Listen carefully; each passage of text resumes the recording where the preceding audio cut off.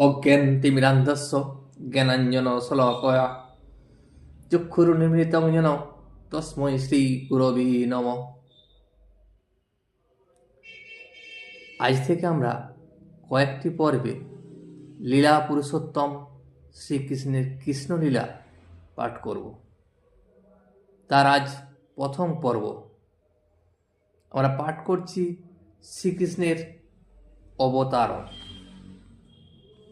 যখন আসুরিক রাজাদের অবাঞ্ছিত সামরিক শক্তির প্রভাবে একসময় পৃথিবী ভারাক্রান্ত হয়ে উঠেছিল,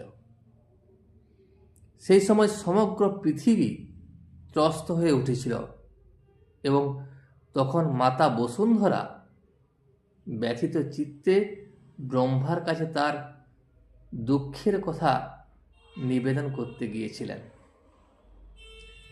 একটি গাভী রূপ ধারণ করে অশ্রুপূর্ণ নয়নে মাতা বসুন্ধরা ব্রহ্মার কাছে করুণভাবে তার দুঃখের কথা জানালেন।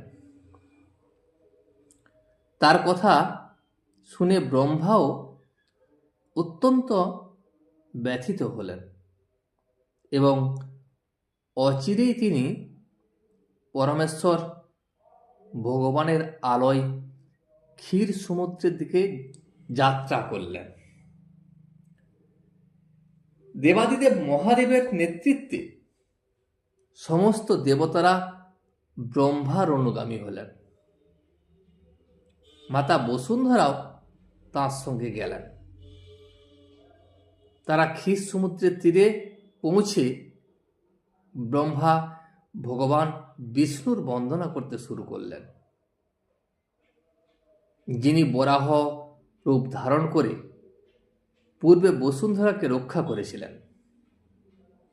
সেই বৈদিক মন্ত্রে পুরুষ সূক্ত নামক এক বিশিষ্ট স্তব আছে, যার দ্বারা দেবতারা ভগবান শ্রী বিষ্ণুর বন্দনা করেন।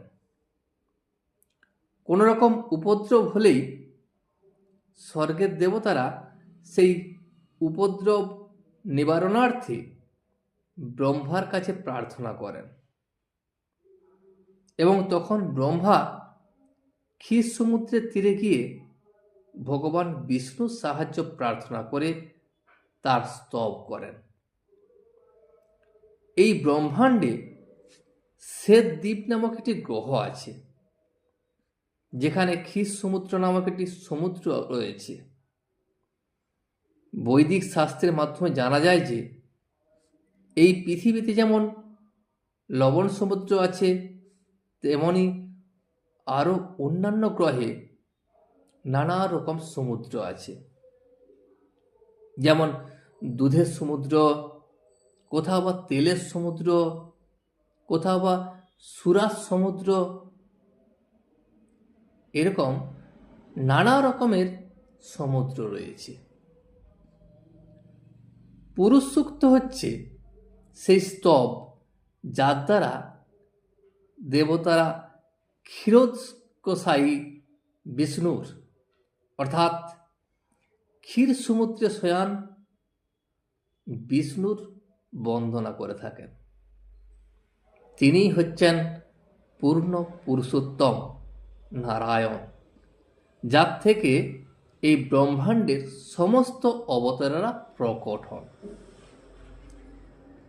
দেবতারা পুরুষ সিক্ত দ্বারা স্তব করা সত্ত্বেও যখন পরমেশ্বর ভগবান বিষ্ণু প্রসন্ন হলেন না, তখন ব্রহ্মা স্বয়ং তপস্যা করতে শুরু করলেন। সেই সময় ভগবান শ্রী বিষ্ণুর ব্রহ্মার কাছে তার বার্তা প্রেরণ করলেন।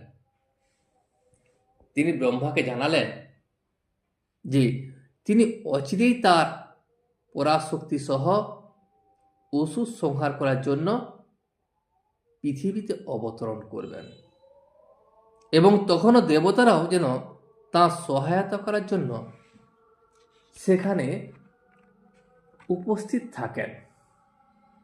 তারা যেন অচিরেই যদুকুলে জন্মগ্রহণ করেন, যে কুলে তিনি স্বয়ং আবির্ভূত হবেন। ব্রহ্মা তখন দেবতাদের সেই বার্তা শোনালেন। বৈদিক জ্ঞান লাভের এটাই হচ্ছে পন্থা। ব্রহ্মা তার হৃদয়ে সর্বপ্রথম ভগবান বিষ্ণুর নির্দেশ প্রাপ্ত হন। আর সেই কথা শ্রীমদ্ ভাগবতের শুরুতেই উল্লেখ করা হয়েছে। তিনি ব্রহ্মহৃদা, অর্থাৎ ব্রহ্মার হৃদয়ে ভগবান সর্বপ্রথম ব্রহ্মজ্ঞান দান করেছিলেন। এখানেও ঠিক সেইভাবেই ব্রহ্মা ভগবান শ্রী বিষ্ণুর কাছ থেকে বার্তা পেলেন এবং সেই বার্তা তিনি অবিলম্বে অন্যান্য দেবতাদের শোনালেন। পরমেশ্বর ভগবান শ্রীকৃষ্ণ বসুদেবের সন্তান রূপে আবির্ভূত হবেন বলে ঘোষণা করলেন। তার অবতরণের পূর্বেই সমস্ত দেবতারা তাদের পত্নী সহ ভগবানের কার্যে সহায়তা করার জন্য যদুকুলে বিভিন্ন পরিবারে জন্মগ্রহণ করলেন। এই সম্বন্ধে শ্রীমদ্ ভাগবতে তৎপ্রিয়ার্থ শব্দটি ব্যবহার করা হয়েছে, যার তাৎপর্য হচ্ছে যে ভগবানের সন্তুষ্টি বিধানের জন্য দেবতারা পৃথিবীতে অবতরণ করলেন। অর্থাৎ ভগবানের সন্তুষ্টি বিধানের জন্য যিনি কার্য করেন তিনি হলেন দেবতা।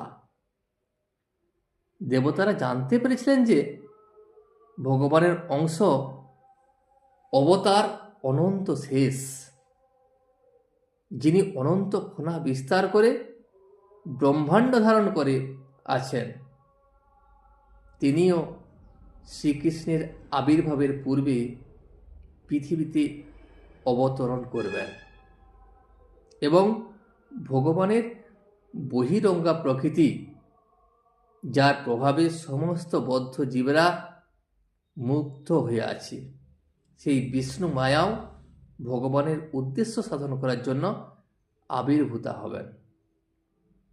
তারপর মধুর বাক্যে সমস্ত দেবতাদের এবং মাতা বসুন্ধরাকে আশ্বস্ত করে সমস্ত প্রজাপতিদিগের পিতা ব্রহ্মা তার স্বধাম ব্রহ্মাণ্ডের সর্বোচ্চ লোক ব্রহ্মলোকে ফিরে গেলেন।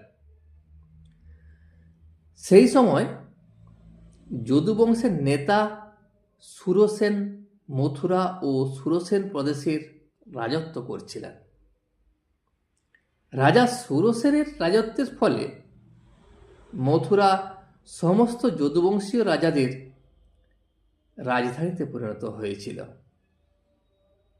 যদুবংশীয় রাজারা ছিলেন অত্যন্ত ধর্মপরায়ণ এবং তারা জানতেন যে দ্বারকার মতো মথুরাও হচ্ছে ভগবান শ্রীকৃষ্ণের নিত্যধাম। সেই জন্য যদুবংশীয় রাজারা মথুরায় তাদের রাজধানী স্থাপন করেছিলেন।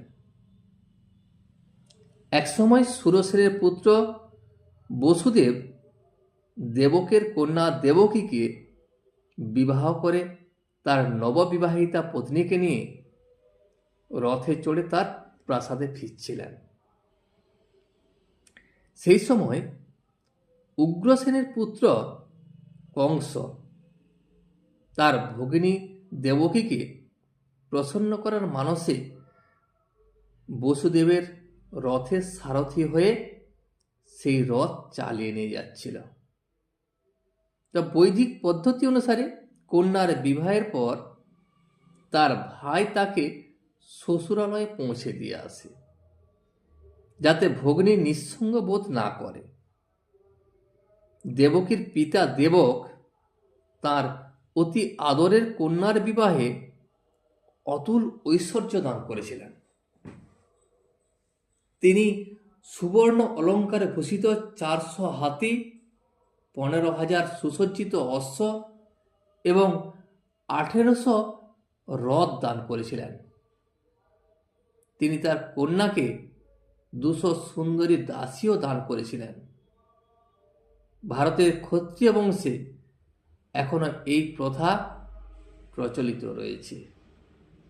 নববিবাহিতা বধূর সঙ্গে তাঁর সখীরাও তাঁর শ্বশুরালয়ে গমন করেন। তাদের দাসী বলা হয়, কিন্তু প্রকৃতপক্ষে তারা হচ্ছেন রাজকন্যার সহচরী। এই প্রথা পুরাকাল থেকে প্রচলিত আছে। 5000 বছর পূর্বে শ্রীকৃষ্ণের অবতরণের আগেও এই প্রথা প্রচলিত ছিল। বসুদেব তার পত্নীর সঙ্গে তার সহচরী 200 সুন্দরী কন্যাও তার সঙ্গে নিয়ে যাচ্ছিলেন। বর বধূ যখন রথে করে যাচ্ছিলেন, তখন সেই শুভ লগ্ন ঘোষণা করে নানা রকম বাদ্য বাজছিল। শঙ্খ, বেণু, মৃদঙ্গ এবং ভেরির শব্দে এক অপূর্ব শব্দ তরঙ্গের সৃষ্টি হচ্ছিল। সমস্ত শোভাযাত্রা অত্যন্ত সুন্দরভাবে অগ্রসর হচ্ছিল, আর কংস বরবধূর রথ চালিয়ে নিয়ে যাচ্ছিল। তখন হঠাৎ দৈববাণী হলো, কংস, তুমি অতি নির্বোধ, তুমি মূর্খতার বশে তুমি তোমার ভগ্নী ও ভগ্নীপতি রথ চালিয়ে যাচ্ছ। তুমি জানো না যে এই ভগ্নীর অষ্টম গর্ভের সন্তান তোমার মৃত্যুর কারণ হবে। আজ এই পর্যন্তই। ভিডিওটি যদি ভালো লেগে থাকে তাহলে একটি লাইক, কমেন্ট ও বন্ধুদের সঙ্গে শেয়ার করে দেবেন এবং সাবস্ক্রাইব করে পাশে থাকা বেল আইকনটি বাজিয়ে দেবেন, যাতে নতুন ভিডিওগুলি সর্বপ্রথম আপনার কাছে পৌঁছে যায়।